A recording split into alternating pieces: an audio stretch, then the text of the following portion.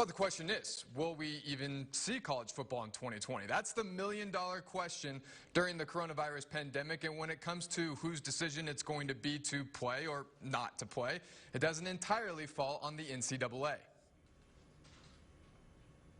I'm not the ultimate arbiter of this. It's going to be a decision that each of the campuses is going to have to make on their own. That was NCAA President Mark Emmert just last week in an interview with NBC Sports.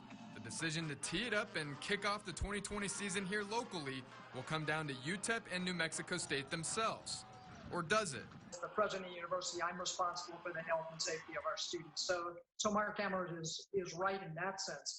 But at the same time, we meet as a conference. We can't have a football game if there's only one team on the field. But where does that leave New Mexico State, a program without a conference as an FBS independent? We have the capability to make our own decisions. So if we play a university whose conference or the institution said, they're not going to have football games, obviously we have the ability and the freedom to replace that game and find somebody else. The goal right now is to get student athletes back on campus to get ready for a season, something the NCAA says can happen beginning June 1st. But just because the NCAA says, hey, everybody, it's okay, starting June 1st, you can start working out.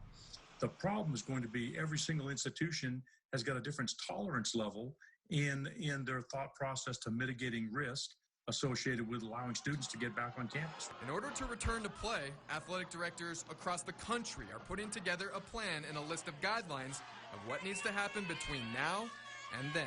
Mandatory testing of all of our student athletes. If there were positives, make sure we isolate them immediately. Do the forensics on who they might be around, whether it's roommates or other teammates. It has become being comfortable with being uncomfortable, having a backup plan and a backup plan to the backup plan, and finding solutions in unusual places.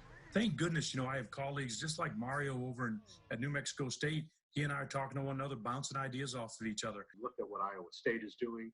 We looked at what the Pac-12 is doing. At the end of the day, we're all on the same team. We all want to see college football, but the decision to play or not to play has to come with the best interest of the student athletes in mind.